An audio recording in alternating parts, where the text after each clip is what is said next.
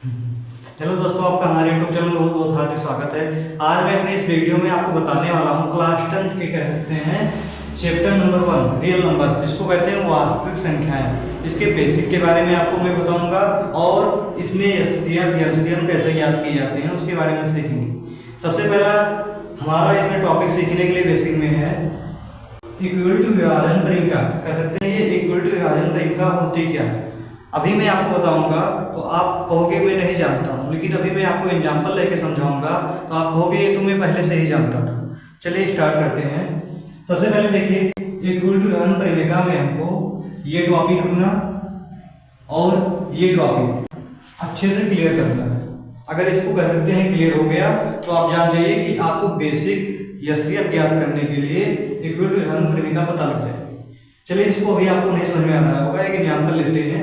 सबसे पहले आप अपने बचपन में या कह सकते हैं छोटे क्लासों में भाग किए तो होगी ही ना। अगर हम कहें 2 को आप भाग करिए, 2 से 10 को भाग करिए, कहा जाए कि 2 को 10 से भाग करिए तो आप कैसे करोगे भाग? 2 को आगे लिखते थे और 10 को इधर लिखते थे। अब हमको 2 का टेबल इतने बार पढ़ना होता था कि 2 का टेबल 10 से ज्यादा ना जाए, कम हो जाए। तो कह सकते हैं 2 5 जा कितना होता है 10 होता है, तो यहाँ कितना हो जाएगा हमारा 0 हो गया। वैसे ही दूसरा एग्जाम्पल मैं लेता हूँ। कह सकते हैं कि 3 को हमको 3 से भाग करना है, हमको मान लीजिए 19 को करना है, तो हम क्या करते थे 3 को इधर लिखते थे और 19 को इधर लिखते थे। 3 का टेबल इतने बार पढ़ते थे कि 19 से ज्यादा ना हो, कम हो जाए। तो 19 को हम इससे लिख सकते थे 3 6 जा 18, घटाओगे 19 में से 18 जाएगा तो नहीं तो बचेगा। ऐसे ही तो क्या करते थे। तो कह सकते हैं सबसे पहले हम अपने इसको सीखेंगे। सबसे पहले आप देखोगे तो इसको हमारी हिंदी में क्या कहते हैं? इसको हमारी हिंदी में कहते हैं भाजक। क्या कहते हैं? भाजक कहते हैं। इस 5 को क्या कहते हैं तो आपको पता होना चाहिए, इसको भागफल कहते हैं। फिर इस चीज को क्या कहते हैं तो आपको ये भी पता होगा कि शेषफल कहते हैं। फिर इस चीज को क्या कहते हैं तो इसको भाज्य कहते हैं। इतना क्लियर? फिर से देखिए, ये जो जिससे हम भाग कर रहे होते हैं उसको भाजक कहते हैं, जिसको भाग कर रहे हैं वो भाज्य होता है, और जो आता है वो भागफल, और नीचे जो आता है शेषफल होता है। इतना क्लियर? इसमें भी देखिए ये आपका क्या होगा, भागफल होगा, ये क्या होगा, शेषफल होगा, ये क्या होगा आपका भाजक होगा, और ये क्या होगा आपका भाज्य होगा। इतना तो क्लियर है। आपको पता होना चाहिए कि इस 10 को हम कैसे लिख सकते हैं। हम लिख सकते हैं 10 बराबर 2 × 5 + 0, क्योंकि हमको इसको बराबर करना है। 10 को हम ऐसे लिख सकते हैं, नहीं लिख सकते। 5 को जा 10 और 10 में हम 0 जोड़ेंगे तो 0 ही रह सकते रहेगा, आपका 10 ये हो जाएगा। तो ये हमारा क्या हो जाएगा 10 बराबर 10 हो जाएगा, नहीं हो जाएगा। हमारे पूरे कहने का मतलब ये है कि 10 को हम इस तरीके से लिख सकते हैं ना। वैसे इसको देखो, इससे हमारा 19 है, 19 को हम लिख सकते हैं 3 × 6 + 1, क्योंकि 3 6 जा 18 और 18 में 1 जोड़ दोगे तो कितना हो जाएगा 19 हो जाएगा। इतना क्लियर? तो कह सकते हैं ये भी हमारा 19 बराबर कितना है 19, ये भी बराबर है। अब ध्यान से देखिए, इसको हमने क्या कहा था, भाज्य कहा था ना। 10 हमारा इसमें क्या है, भाज्य तो है, तो 10 की जगह में हम क्या लिख सकते हैं, भाज्य लिख सकते हैं। फिर देखिए 2 हमारा क्या था, भाजक था ना, तो भाजक यहाँ लिख सकते हैं, ये लिख सकते हैं बराबर है, ऐसे बराबर है, बराबर लगाए, फिर 2 की जगह पे क्या हो जाएगा, भाजक हो जाएगा। फिर देखिए हमारा भागफल कितना आ रहा है 5, भागफल ही तो है, तो भागफल 5 आ रहा है, तो यहाँ गुणा का निशान लगा के भागफल लिखते हैं। फिर देखिए हमारा प्लस में क्या आ रहा है 0, तो 0 हमारा क्या है शेषफल, तो यहाँ क्या करेंगे प्लस शेषफल कर देंगे। अगर आपको ये चीज समझ में आ गई होगी तो आप जान लीजिए कि आप इक्वल टू विभाजन तरीका जान चुके। सबसे पहले देखिए हमारा भाज्य क्या था, इसमें 10, तो हमने क्या लिखा, यहाँ भाज्य 10 ही तो है, भाज्य हो गया। फिर कह सकते हैं 2 क्या है, 2 हमारा यहाँ क्या है भाजक है, तो भाजक हमने लिखा। फिर कह सकते हैं यहाँ इंटू है तो इंटू लगाया। 5 है, 5 यहाँ पे क्या है भागफल, तो भागफल हमने लिखा। प्लस था प्लस लगाए। शेषफल क्या है 0, तो हमने यहाँ क्या लिख दिया शेषफल। क्लियर? इसको भी देख लो। सबसे पहले हमारा देखो यहाँ क्या 19 यहाँ पे क्या है आपका भाज्य, तो यहाँ पे आपका क्या हो जाएगा भाज्य। बराबर लगाइए। बराबर में देखोगे आपका 3 है, 3 यहाँ पे क्या है आपका भाजक है, तो आप बराबर लगा के क्या लिखोगे भाजक। फिर इंटू करिए, फिर कह सकते हैं यहाँ 6 है, 6 आपका यहाँ देखोगे क्या है भागफल, तो यहाँ क्या हो जाएगा भागफल। फिर देखोगे यहाँ आपका क्या है +1, तो आप यहाँ +1 लगाइए और 1 आपका क्या है शेषफल आ रहा है, तो आप क्या लिख दोगे शेषफल। आशा है इतना क्लियर हो जाएगा। अब देखिए इसके रूप में हम कैसे लिखते हैं। सबसे पहले आपको पता होना चाहिए हमारी कुछ चीजें, जैसे ये को ये यहाँ पे क्या है जो आपका भाज है, कह सकते हैं भाज। भाज को हमने किससे दर्शाया है ये से। फिर हमारा जो बी है, बी को हमने किससे दर्शाया है भाजक से, जो कह सकते हैं हमारा भाजक है वो क्या है इसमें बी है। इतना क्लियर। फिर देखिए ध्यान से इसमें क्यू आप देख सकते हो, यहाँ भाजक क्या है हमारा बी है। फिर देख सकते हैं आर, आर हमारा क्या होता है शेषफल होता है, हमेशा याद रखना शेषफल क्या है आर। अब देख लो ध्यान से, इसको हम लिखेंगे कैसे, तो लिखते समय आपको पता होना चाहिए यहाँ हमारा क्या देखो यहाँ से हमारा भाज, भाज को हम कितने किससे दर्शाए हैं ये से दर्शाए, तो यहाँ हमने क्या लिख दिया ये। भाजक हमारा क्या है भाजक हमारा बी, तो यहाँ क्या लिख देंगे बी। भागफल को हमने किससे दर्शाया है, भागफल को अगर नहीं लिखा है तो आपको पता होना चाहिए इसमें हम भागफल को अपने क्यू से दर्शाएंगे। भागफल हमारा क्या है इसमें क्यू, तो यहाँ क्या लिख देंगे क्यू। फिर हमारा शेषफल क्या है आर, तो यहाँ क्या लिख देंगे आर। आपको पता हो जाना चाहिए कि हमारा इक्वल टू विभवान परिमिका हो चुका है। इतना क्लियर कह सकते हैं हमारे इक्वल टू विभवान परिमिका का सूत्र बन चुका है कि नहीं बन चुका, इतना क्लियर। फिर इधर देखिए आप आर, फिर कह सकते हैं आर हमारा क्या है शेषफल 0 और बी क्या है हमारा भाजक है।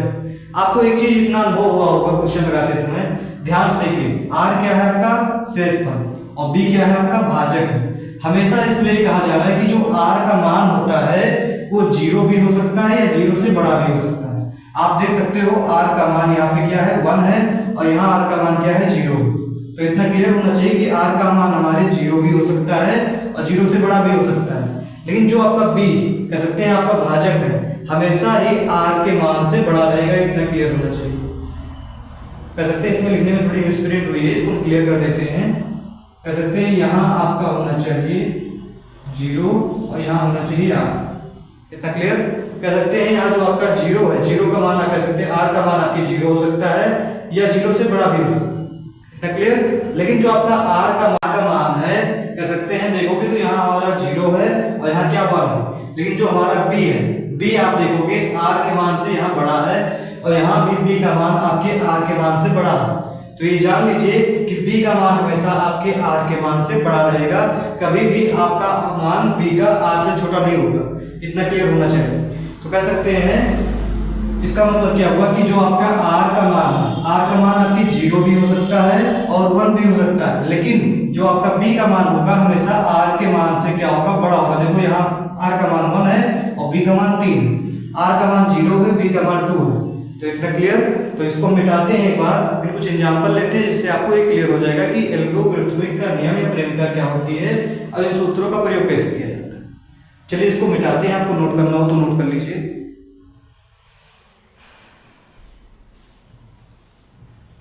आप देख सकते हो हमने कह सकते हैं अपना जो भी सिद्ध किया है इक्वल टू विभवान परिमिका, उसको लिखा है भाज बराबर भाजक गुणे भागफल प्लस शेषफल, इतना क्लियर। आपको अगले कह सकते हैं चक्कर में हो गया होगा। आप देख सकते हो भाज्य को हमने ये से दर्शाया है, भाजक को b से दर्शाया है, भागफल को q से दर्शाया है और शेषफल को r से दर्शाया है, इतना क्लियर। अब इस क्वेश्चन को हम सॉल्व करेंगे। इस क्वेश्चन में आपको कहा गया है कि 420 और 130 का एचसीएफ ज्ञात कीजिए, लेकिन क्वेश्चन को ज्ञात करना है आपको इक्वल टू विभवान परिमिका के साथ, इतना क्लियर। तो हम कह सकते हैं सबसे पहले आपको इसको लगाने से पहले मैं आपको थोड़ा ये बताना चाहता हूँ कि इसको आप शुरुआत कैसे करोगे इस रूप में आपको लिखने की। तो सबसे पहले आपको सबसे कॉमन सेंस में आपको एचसीएफ का मतलब होता है हाई कॉमन फैक्टर होता है और एलसीएम का मतलब होता है लो कॉमन फैक्टर। तो कह सकते हैं जैसे हम बचपन में मासा लगाते थे वैसे इसको लगाना है। मासा बचपन में देखो कैसे लगाते थे, जैसे 130 दिया हुआ है, अब 130 को हम किससे भाग करेंगे 140 से। हमेशा याद रखना छोटी संख्या को बड़ी संख्या से इसमें भाग करना है। तो कह सकते हैं 130 को हम किससे भाग करेंगे, कितना दिया हुआ है 200, कह सकते हैं 420 दिया हुआ है। 420 को हमको भाग करना है 130। तो आपको पता होना चाहिए कि इसको हम कितने बार ले जाएंगे। आपको 130 का टेबल कितने बार पढ़ना है कि 420 से ज्यादा न जाए लेकिन कम हो जाए। तो आपको पता होना चाहिए कि अगर 4 बार ले जाओगे तो जानते हो 30 हो जाए कितना होता है 52 होता है, मतलब 130 चौक हो जाएगा 500 हो जाएगा। तो इसको हम 3 बार ले जाएंगे। 3 बार ले जाओगे तो 3 का आप 0 से गुणा करोगे तो 0 हो जाएगा, 3 को आप 3 से गुणा करोगे तो 9 हो जाएगा, और 3 को 1 से करोगे तो कितना होगा 3 1 जा 3 होगा। इतना क्लियर। फिर क्या करोगे, इसको आप घटा दोगे, आपको 0 से 0 जाएगा 0 होगा, 12 में से आपका 9 जाएगा, 12 में से 9 जाएगा तो आपका 3 बचेगा, और 3 से 3 जाएगा तो क्या बचेगा 0। इतना क्लियर। फिर देखिए जब तक हमारा ये 0 कह सकते हैं यहाँ पे नहीं आएगा तब तक हमको ले चलना है। अब इस 3 को कह सकते हैं 30 को हमको क्या बना लेना है, भाजक बना लेना है, और 130 को भाज्य बना लेना है। तो इसको हम ऐसे लकीर मारेंगे और इसको उठा के यहाँ लेके आएंगे, तो 130 यहाँ हो जाएगा। और कह सकते हैं 30 का टेबल हमको इतने बार पढ़ना है कि 130 कह सकते हैं 130 से ज्यादा नहीं होना चाहिए, कम हो जाए। तो पता होना चाहिए कि 34 या कितना होता है 120 होता है, मतलब 120। इतना क्लियर। तो कह सकते हैं यहाँ पे आप देखोगे तो 0 में से 0 जाएगा तो क्या बचेगा 0 बचेगा, 3 में से 2 जाएगा 1 बचेगा, और 1 में से 1 जाएगा 0। अभी भी यहाँ पे आपके 0 नहीं आया, फिर क्या करेंगे हम इस 10 को इस 30 से ले जाएंगे तो क्या होगा, यहाँ 10 आपका भाजक हो गया और 30 क्या हो जाएगा भाज हो जाएगा। इसको कितने बार ले जाओगे, 10 3 जा कितना होता है 30 होता है, तो यहाँ क्या हो जाएगा आपका 0। इतना क्लियर। अब चलिए हम देखते हैं इसके रूप में आपका जो इक्वल टू हम तरीका होता है इसके रूप में लिखेंगे कैसे। तो सबसे पहले नियम में पहले शर्त में आप देखोगे आपका भाजक है, देखिए आपके लिखने का तरीका, आपका भाज इसमें क्या होगा, भाज आपका 420 दिया हुआ है तो आप यहाँ क्या लिखोगे 420। फिर देखिए भाजक क्या दिया हुआ, भाजक आपका क्या दिया हुआ 130, तो आप क्या लिख दोगे 130। कितने बार आप इसको लेके गए, भागफल कितना आया इसमें 3 आया, तो 3 बार यहाँ आप लिख दोगे, और शेषफल कितना आया प्लस में लिखोगे, शेषफल आया 30, तो यहाँ क्या लिख दोगे 30। इतना क्लियर। अब दूसरा चरण देखिए क्या है आपका, दूसरे चरण में आपका भाज्य फिर से देखना है, भाज्य दूसरे चरण में आप लिखोगे यहाँ 130 है तो यहाँ क्या लिखोगे 130। फिर भाजक कितना दिया हुआ है, भाजक यहाँ पे आपका दिया हुआ है 30, तो यहाँ क्या लिख दोगे 30।